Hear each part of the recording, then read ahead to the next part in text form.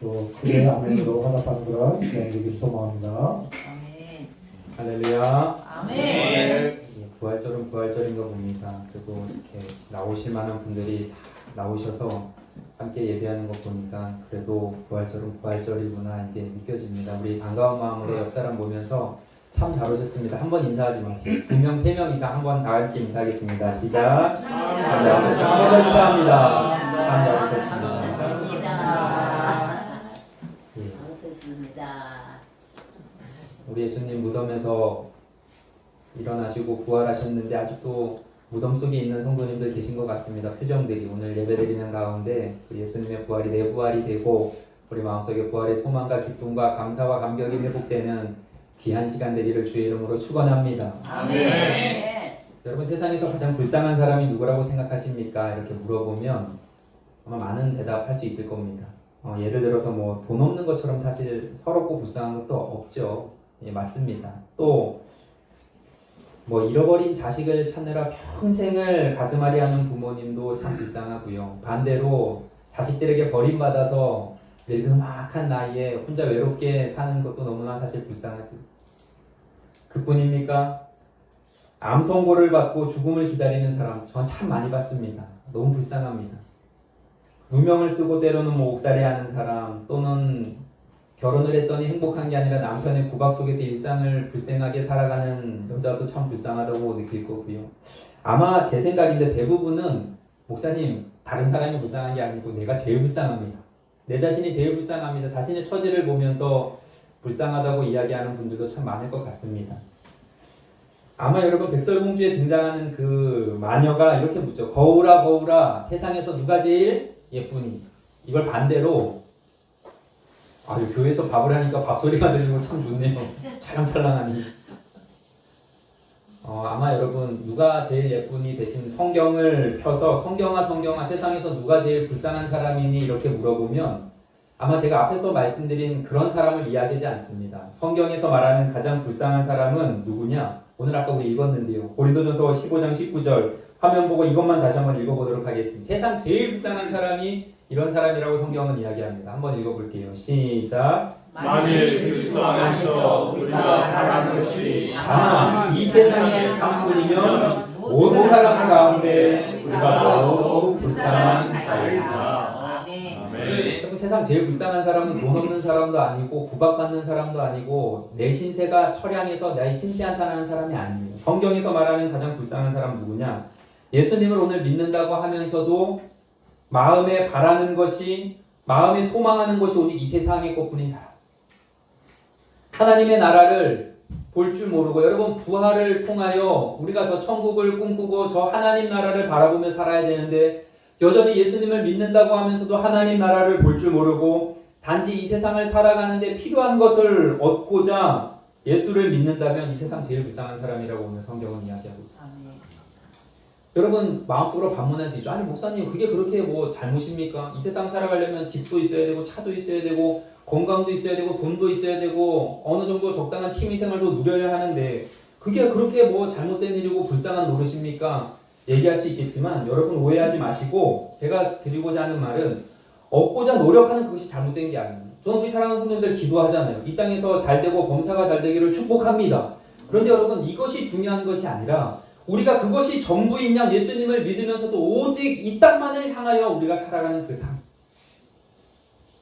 사람이 죽으면 그만이지 이런 생각을 가지고 이 세상밖에 없다고 생각하여 이 땅에 몰두하며 사는 사람들이 예수 안에서 가장 불쌍한 자라는 거예요. 그렇다면 여러분 사람들이 예수님을 믿는다고 하면서도 왜 그토록 이 땅을 좋아할까요? 왜 이 땅의 것을 그렇게 사랑하며 살까요? 물론 그 이유는 현실적으로 그것이 필요하니까 어쩔 수 없으니까 라고 이야기하지만 사실은 저 하나님 나라, 저 천국에 대한 확신이 없기 때문, 다시 말하면 부활에 대한 소망이 없기 때문이라는 거죠. 부활은 그리스도인들에게 있어서 가장 큰 소망입니다. 그런데 부활에 대한 분명한 인식과 소망이 없기 때문에 오늘날 교회를 다니면서도 신앙생활을 하고 예수님을 믿는다고 하면서도 이 세상을 더 사랑할 수밖에 없다는 거죠. 이 영광스러운 부활의 아침에 저는 우리 사랑하는 모든 성도님들에게 묻고 싶습니다. 여러분 정말 부활을 믿으십니까? 아멘. 여러분 부활의 신앙을 소유하고 살아 계십니까? 아멘. 신앙생활에 있어서 부활신앙은 너무나 우리에게 중요한 아젠다입니다. 내가 이 부활신앙을 믿느냐 믿지 않느냐, 나에게 이 부활신앙이 있느냐 없느냐는 신앙생활에 있어서 하늘과 땅 차이랍니다. 아멘.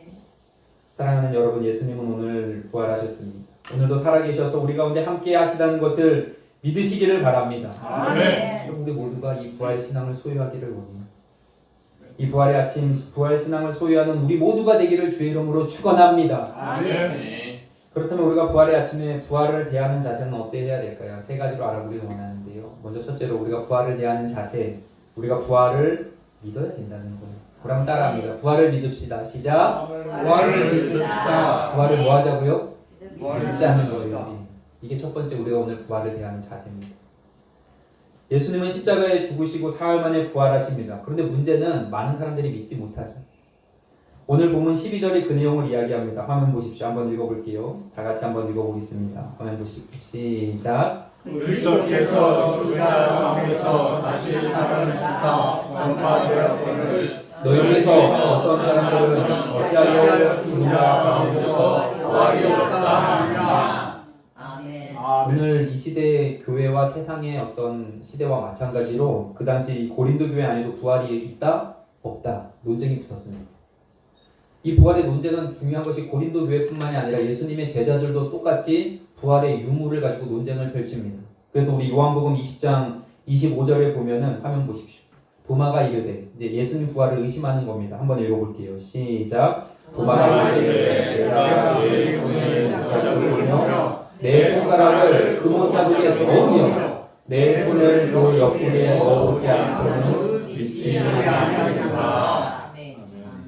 못 박힌 예수님의 손과 발, 또 창에 찔린 그 옆구리를 내가 직접 보고 만지지 않고서는 부활을 믿을 수 없다고 도마가 이야기합니다. 여러분, 이게 어찌 고린도 교회와 예수님의 제자뿐만이겠습니까? 오늘 많은 사람들이 부활을 믿지 못합니다. 심지어 교회 안에서도 다른 건 다 믿어요. 그런데 이 부활의 이야기가 나오면 여기에서 신앙이 멈추는 사람들이 종종 있습니다. 사실 저도 그래요. 이성이나 지성이나 과학으로는 도저히 부활을 설명할 수 없죠. 이걸 어떻게 설명합니까? 특별히 요즘 AI, 또 그 챗 GPT라고 하는 이런 첨단 기술과 과학을 사는 우리에게 부활이라는 것은 도저히 납득이 되지 않습니다. 저도 압니다. 하지만 여러분, 믿음이 뭐라는 거예요? 이걸 뛰어넘는 게 믿음입니다. 과학을 뛰어넘고 기술을 뛰어넘고 지식을 뛰어넘어서 이 성경 말씀을 알고 신뢰하는 것을 여러분 믿음이라고 성경은 이야기합니다. 근데 중요한 것이 이 객관적으로 한번 접근해 보자는 거예요. 성경을 보면 객관적으로 예수님의 부활을 증거하는 증거들이 몇 가지 있습니다. 첫째 뭐냐면 하나님의 말씀이에요. 자, 예수님이 부활은 어느 날 갑자기 하늘에서 뚝 떨어진 게 아닙니다. 예수님께서 이 땅에 태어나시고 공생의 사역을 시작하시고 십자가를 지기 전에 벌써 3차례 이상 내가 죽을 것이다, 십자가에. 근데 난 다시 살아날 것이다.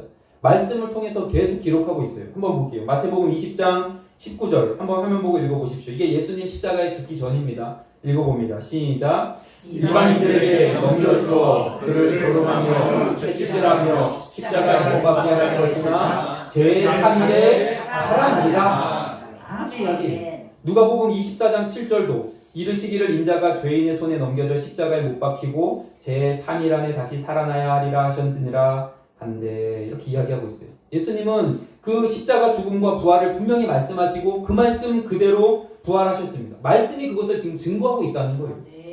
두 번째 증거, 빈 무덤이 그 증거입니다. 예수님이 십자가에 죽으시고 아리마대 요셉이라고 하는 자신의 무덤에 예수님을 이제 안치시킨단 말이에요. 마태복음 27장에 보면 예수님을 십자가에 못 박은 유대 지도자들이 예수님이 분명히 사흘 안에 다시 살아난다고 이야기를 했으니까 이 유대인들도 그것을 알고 혹시라도 이 썩은 시체를 제자들이 빼돌리고 살아났다고 할까봐 무덤을 임봉하고 경비병들을 시켜서 삼엄하게 이제 지킵니다. 그렇게 철통같이 예수님의 무덤을 지켰는데도 불구하고 예수님의 무덤은 모든 사람들이 가봤더니 3일 만에 빈 무덤이 됐어요. 이 빈 무덤이 바로 예수님이 부활하셨다는 증거라는 거죠. 여러분, 모든 사람들은 무덤이 있습니다. 근데 예수님은 무덤이 없어요. 세계 4대 성인군자라고 이야기하는 불교의 창시자 석가모니 무덤은 인도에 있습니다. 유교의 창시자 공자의 무덤도 중국 산둥성에 있대요. 이슬람교의 창시자 마호메트도 사우디아라비아 메카에 무덤이 있습니다. 사람이 여러분 죽으면 하다못해 보통 사람이라도 일반 사람이라도 고인에 대한 예우로 무덤은 절대 손상하지 않습니다. 오히려 유명인의 무덤일수록 잘 보존하고 얼마나 화려하고 굉장하게 꾸밉니까? 그런데 그 당시 엄청난 이 센세이션을 일으켰던 우리 예수님의 무덤이 없다는 것은 정말 여러분 특이한 거 아닙니까? 여러분 이게 뭘 반증하는 거예요? 그것이 부활해서 시신과 무덤이 없다는 증거라는 거예요. 빈 무덤. 그런가 하면 셋째, 부활을 목격한 증인들이 있다는 거죠. 예수님 혼자 떠든 게 아닙니다.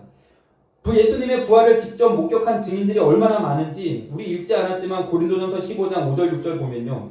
바울은 예수님의 부활을 직접 목격한 증인들을 열거합니다. 게바, 베드로, 그 다음에 12제자, 500여 형제, 야고보, 모든 사도, 그리고 맨 나중에는 사도 바울 자신에게까지 부활하신 예수님이 나타나셨다고 직접 목격한 증인들이 많다는 것을 이야기합니다.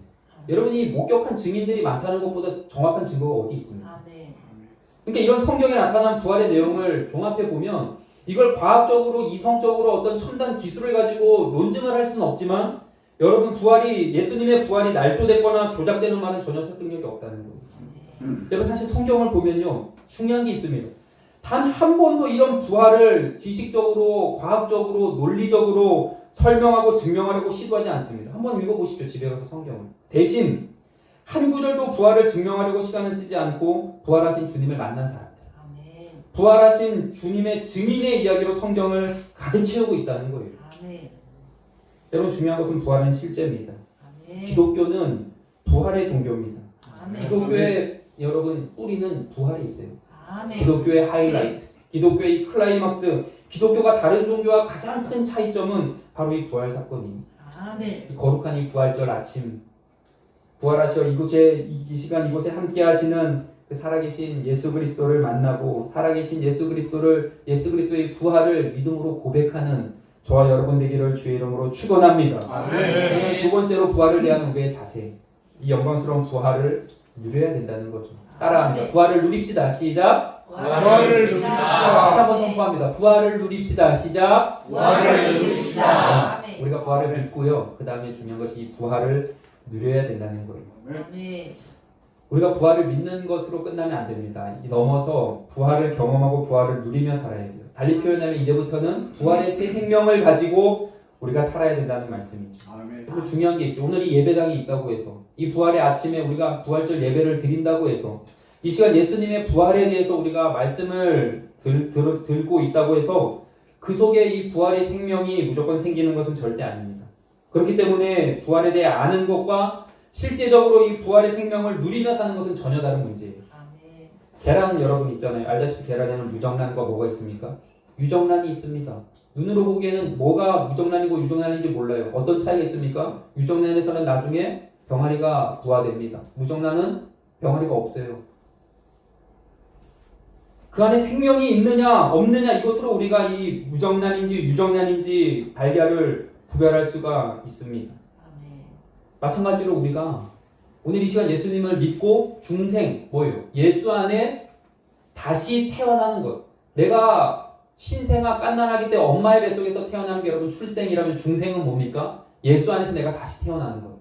이 중생을 경험하고 예수 안에 다시 태어난 것을 내가 체험하게 되면 우리 영적으로 부활이라는 것을 경험하게 됩니다.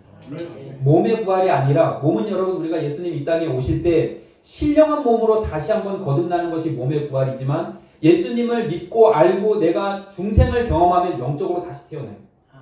그럼 이때 부활의 생명이 우리 속에 역사하게 됩니다.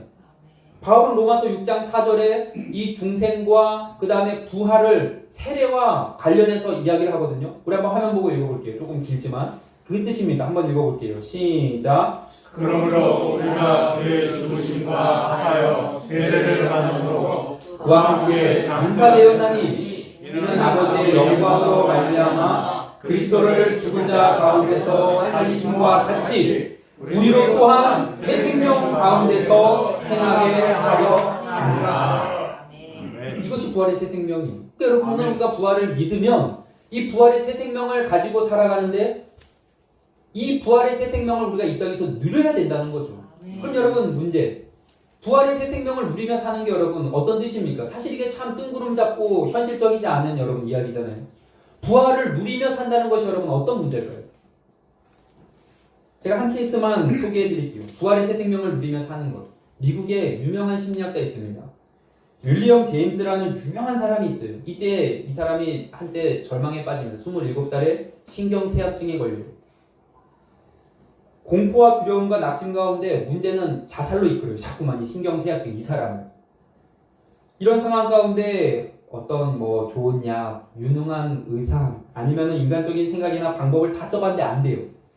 결국 자살 앞에서 이 사람이 생각해낸 방법이 나는 이제 다 내려놓고 죽음 앞에 난 성경을 한번 읽어보겠다. 그때 이제 성경을 읽기 시작했는데 요한복음 11장 25절 이 말씀입니다. 나는 부활이요 생명이니.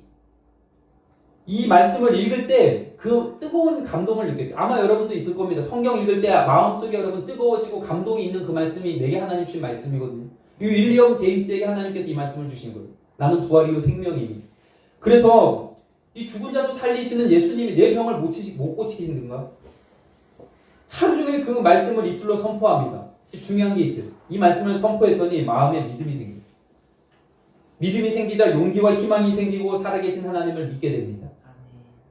그를 인생의 밑바닥까지 내몰았던 신경쇠약으로부터 결국 깨끗이 고침을 받아요. 아멘. 그리고 다시 뛰어난 심리학자로서의 인생을 살게 됩니다. 제임스는 그 부활의 새 생명으로 이전과는 전혀 다른 변화된 삶을 살게 되었다는 거죠. 아멘. 여러분 이게 바로 부활의 새 생명입니다. 아멘. 오늘 우리가 이 부활하신 예수님을 믿고 예수님을 반드시 만나야만 우리 인생에 놀라운 변화가 일어난다는 거예요. 아멘. 이것이 여러분 부활의 새 생명입니다. 아멘. 이것이 부활의 새 생명을 누리며 사는 삶입니다. 아멘. 가만히 보면요. 우리의 삶과 신앙 가운데 부활의 능력과 소망이 전혀 작동되지 않는 사람들이 있어요. 그래서 조금만 살다가 힘들고 어려운 일을 만나면 늘 좌절하고 실족하고 절망하고 죽음을 사는 사람들이 있습니다. 그런데 반대로 좀 힘들어요. 늘 삶이 고단해요. 한 곱이 한 곱이 넘어가는 게 내 인생 너무나 쉽지 않지만 부활의 소망과 능력을 가지고 부활을 삶으로 살아가는 사람들이 있단 말이에요. 이게 바로 부활을 새 생명으로 사는 사람들이거든요. 이것이 바로 부활을 누리는 겁니다. 여러분 기억하시길 바라요. 부활은요. 기념이 아니라 살아가는 겁니다. 부활은 이론이 아니라 기념이 아니라 우리 삶의 오늘도 실제적으로 경험하고 우리가 살아가는 것이고 우리의 삶 속에 실제적으로 나타나는 능력이에요. 아멘. 여러분 성경을 보면요. 또 기독교 역사를 보면 부활하신 예수님을 만난 사람들은 그 안에 새 생명으로 인하여 다 변화됐습니다. 아멘. 부활의 새 생명으로 이전과는 다른 삶을 삽니다. 오늘 고린도 전후서를 쓴 사도 바울. 바울 여러분 누굽니까? 인생의 온탕과 냉탕을 제대로 경험한 사람이 예수 믿는 자들을 핍박하던 그렇게 외골수 바리새인에서 180도 변화됩니다. 자신이 핍박하던 그 예수님을 반대로 내 목숨을 걸고 증거하는 증인이 된 이유는 오직 한 가지입니다. 왜 그럴까요? 부활하신 예수님을 만났기 때문에 부활을 내 인생에 누렸기 때문이라는 거예요. 아멘. 이런 변화된 바울의 모습은 오늘 아주 명쾌하게 부활이 무엇이고 부활의 생명을 누리며 사는 것이 무엇인지를 우리에게 알려준다는 거예요. 여러분 이제 우리도 오늘 부활하셔서 살아계시고 오늘 역사하시는 이 예수님을 만남으로 말미암아 이 부활의 능력을 경험하고 누리며 살아갈 수 있는 우리 사랑하는 모든 성도님들 되시기를 주의 이름으로 축원합니다. 아멘. 부활을 믿고 이 부활을 누리는 사람은 죽어가는 삶이 아니라 생명력 있는 삶을 살게 돼요. 아멘. 영적으로 다 죽어가던 사람도 이 예수 그리스도의 부활의 생명이 들어가기만 하면 생기가 넘치는 삶으로 바뀌게 되는 줄로 믿습니다. 아멘. 비전이 없고 내일이 없고 꿈이 없던 사람들 부활하신 능력을 만나고 예수 그리스도를 만나고 부활의 이 소유를 우리가 부활의 능력을 소유하기만 한다면 부활의 능력을 누리기만 한다면 비전을 가지고 꿈을 가지고 살아가게 되는 줄로 믿습니다. 여러분들 이 부활의 아침 부활을 누리며 살아가기를 주의 이름으로 축원합니다. 마지막으로 부활을 대한 우리의 자세 부활을 전해야 된다는 거예요. 이것도 한번 선포합니다. 부활을 전합시다. 시작. 부활을 전합시다. 자, 첫 번째 뭐였습니까? 부활을 믿읍시다. 두 번째 부활을 누립시다. 세 번째 부활을 전합시다. 부활을 믿고 부활을 누리는 것으로 만족하면 안 돼요. 부활을 대하는 우리의 자세의 결정판은 이 부활을 증거하는 증인이 되어야 된다는 거예요. 아멘. 마태복음 28장에 부활하신 예수님이 제자들에게 나타나서 땅끝까지 가서 복음을 전하고 부활을 증거하는 증인이 되라고 말씀하십니다. 여러분, 부활을 믿고 누리는 자들에게 반드시 사명을 주세요. 각자 사명이 있지만 부활을 내가 믿고 누리잖아요. 어떤 공통적인 사명이 회복되냐면 부활을 전하고 싶어지고 부활을 증거하고 싶어지는 이 사명이 반드시 회복이 됩니다. 사도행전 2장에 보면 베드로는 예수님을 십자가에 못 박아 죽였던 그 유대인들을 향해 부활하신 예수님을 담대히 전해요. 한번 읽어볼까요? 2장 24절 읽어봅니다. 시작. 하나님께서 그를 사망의 고통에서 풀어가셨으니 이는 그가 사망의 없었으나 부활을 의미하는 거잖아요. 그리고 2장 32절에 보니까 자신을 부활의 증인이라고 이렇게 고백합니다. 화면 보세요. 이 예수를 하나님이 살리신지라. 그 다음 우리가 다 이 일의 증인이로다. 부활의 증인. 사도 바울도 마찬가지입니다. 고린도 지역에 가서 바울이 복음을 전할 때 그 복음의 핵심은 십자가의 죽음과 부활이었습니다. 고린도전서 15장 3절 4절 보니까요. 사도 바울이 전하는 게 다른 것이 아닙니다. 이거예요. 내가 받은 것을 너희에게 먼저 전하였느니 성경대로 그리스도께서 우리 죄를 위하여 죽으시고 장사 지낸 바 되셨다가 그 다음 성경대로 사흘 만에 다시 살아나사. 그러니까 부활을 믿고 내 삶에 부활의 새 생명을 가지고 부활의 능력을 누린 사람들은 모두 다 뭐예요? 부활을 증거하는 증인으로 나아갔다는 거예요. 아멘. 전 우리 교회가 여기까지 나아가기를 주의 이름으로 축원합니다. 아멘. 1884년 우리나라에 어떤 일이 일어나냐면 갑진정변이 일어납니다. 그 김옥균을 중심으로 일본을 등에 업고 고종을 내리게 하기 위해서 정변이 일어나요. 얼마나 여러분 이 국내 정세가 힘들었겠습니까? 조선은 그 당시만 해도 은둔의 땅, 소망이 없는 어둠과 같은 칠흑의 땅이었습니다. 근데 그런 황무지 같은 조선의 땅에 아무도 몰라요. 오로지 복음을 전하겠다고 헌신한 미국의 젊은 선교사 두 분이 있습니다. 바로 언더우드와 아펜젤러. 자, 아까 우리 장로님이 광고했지만 오늘 저녁 KBS 1TV에 이 두 분에 대한 이야기가 나오거든요. 여러분 공영방송에서 기독교를 이렇게 방송하는 건 굉장히 이례적입니다. 집에 가서 한번 보십시오. 부활절과 아마 이 우리나라 선교사 역사가 이제 나올 것 같은데 한번 다 보시길 바랍니다. 이들이 1885년 4월 5일 거센 풍랑을 그 전까지 여러분 우리나라에 복음을 전하려고 하는 시도들이 정말 많았습니다. 그런데 왜 이분들이 처음 왔느냐? 공식적으로 이분들이 복음을 전한 것이 처음이지만 사실 이분이 처음이 아닙니다. 비공식적으로 왔다 간 분들이 굉장히 많은데 왜 이분들이 공식적이 됐냐? 배를 타고 오다가 여러분 다 죽었어요. 풍랑 만나 죽고 전염병으로 죽고 이분들 두 분이 4월 5일 풍랑을 헤치고 배를 타고 인천의 대물포항에 도착합니다. 우리나라 처음으로 복음이 들어오는 이 감격스러운 순간이었어요. 그렇게 그들이 조선 땅을 밟습니다. 근데 그날이 중요한 것이 오늘과 같은 부활절이었다. 아펜젤러가 본국에 보내는 첫 선교 편지에 이렇게 적었습니다. 우리는 부활절에 이곳에 왔다. 그날의 사망의 철창을 부수고 부활하신 주님께서 이곳 조선의 결박을 끊어주시고 하나님의 자녀로 빛과 자유의 세계로 인도해 주시기를 우리는 기도했다. 그러니까 여러분 우리나라의 복음이 처음 들어온 날이 부활절이었다는 것이 굉장히 의미심니다. 아무 소망이 없던 조선 땅.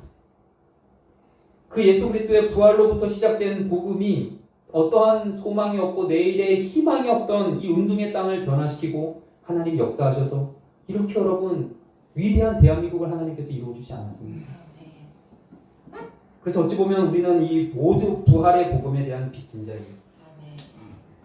여러분 부활절 때마다 우리는 이 사실을 절대 잊어서는 안 됩니다. 그러므로 우리도 부활을 누릴 뿐 아니라 이 부활을 증거하고 전하는 증인이 되어야 된다는 거예요. 이 부활의 증인이라는 것은 사실 오늘 우리 교회의 표와 일맥상통합니다. 오늘 우리가 부활하신 예수의 증인으로서 세상으로 나가 이 부활하신 예수님, 또 내가 경험하고 내가 만난 이 부활하신 예수님을 전하고 복음을 전하여 제자 삼는 것이 오늘 우리에게 주신 사명이고 목표이고 부활하신 예수님의 명령이라는 거예요. 우리 그 뜻을 이루어드리는 교회 되기를 주의 이름으로 축원합니다. 아멘. 사랑하는 여러분, 오늘 저는 정말로 꿈꿉니다. 이 부활의 아침에 우리가 부활을 믿고 우리 삶의 이 실제적인 이 부활의 능력, 내 신앙과 내 생각과 나의 마음과 나의 삶을 다시 살리고 일으키는 부활의 능력과 승리의 역사를 경험하고 누리는 사랑하는 성도들 되기를 주의 이름으로 축원합니다. 아멘. 적으로 여기서 그치는 것이 아니라 나가서 이 부활의 소식을 전하고 선포하는 부활의 모든 증인들이 다 되기를 주의 이름으로 축원합니다. 아멘. 여기 앞에 보이는 이 비누 보이시죠? 이 비누는 저희 교회에서 준비한 게 아닙니다. 김배현 집사님이라고 매해마다 부활의 기쁨을 전하고 증인으로서 어려운 교회들을 이렇게 부활 비누로 섬기는 분이 계시거든요. 이 김배현 집사님 저희 뭐 수요기도 때 얘기했지만 남편이 갑자기 심장이 막혀가지고 응급실에 갔는데 이제 죽는다고 했습니다. 그런데 이제 막 다들 중보를 하고 기도하고 결국은 이분 심장이 멈췄다가 다시 살아났어요. 의사도 이제 30%밖에 안 된다 했는데 이거는 이제 하나님이 하셨다고 고백할 정도로. 그런데 이제 일반 병실에 옮겨서 치료를 받다가 이 심장이 너무 약하게 뛰어가지고 숨이 차고 폐에 물이 차서 지금 다시 중환자실로 갔습니다. 그래서 제 마음속에 어제 예배 준비하면서 올해는 이제 비누를 좀 하시기 힘드시겠구나. 상황이 어려우니까. 근데 어제 제가 교회에서 말씀을 준비하는데 전화가 왔어요. 목사님 어디세요? 교회입니다. 잠깐 온다는 거. 이걸 가지고 굉장히 막 야였어요. 얼굴이 보니까. 또 온 거예요. 아니 올해는 제가 사실 못 뵐 줄 알았는데 또 이렇게 헌신해 주시니 감사합니다 그랬는데 아니요. 부활을 제가 전해야죠. 끝까지 어떤 일이 있어도 부활을 제가 전해야죠 하면서 그 마음에 불타는 사명을 가지고 교회를 돌아다니면서 이 비누로 교회를 섬기는 모습 보면서 저 모습 보면 하나님이 기뻐하실 텐데 반드시 남편을 살려주시지 않을까. 여러분 생각날 때마다 기도해 주시고 우리도 여러분 다른 것이 아닙니다. 우리가 이 부활의 능력을 믿고 우리가 부활의 이 능력을 누린다면 우리도 세상으로 나아가서 이 부활을 전하고 증거하는 증인으로서의 삶을 살아야 되지 않겠습니까? 이 한 주간 우리 일평생 이 부활을 증거하는 증인으로서 귀한 하나님의 사명을 감당하는 우리 사랑하는 모든 성도님들 되시기를 주의 이름으로 축원합니다. 기도하겠습니다. 살아계신 하나님 아버지, 오늘 주님께서 우리의 죄를 위해 십자가에 죽으시고 사망 권세를 이기고 다시 살아나신 부활절을 기념하며 주의 귀한 말씀을 받습니다. 주님, 이제부터 우리가 부활하신 주님을 믿고 부활을 누리며 일평생 증거하며 살아가는 사랑하는 모든 성도님들 되어지게 하여 주시옵소서. 사망과 죽음의 권세를 이기고 부활하신 주님께서 우리가 이 땅에서 부활의 능력과 소망을 가지고 살아갈 수 있도록 다시금 우리에게 부활의 생명을 주시고 믿음을 주시고 우리의 심령을 붙들어 주시옵소서. 오늘 복되고 거룩한 부활절 예배에 참석한 귀한 모든 분들 가운데 부활하신 주님 찾아와 만나주신 은혜가 경험되어지게 하여 주시고 부활의 능력으로 말미암아 우리 삶의 모든 문제들이 해결되고 회복이 되고 치유가 되며 부활의 능력을 경험하며 누리며 살아가는 사랑하는 모든 성도님들 되게 하여 주시옵소서. 예수님의 이름으로 감사하며 기도드리옵나이다. 아멘. 오늘은 관광한 것처럼 성찬식이 있는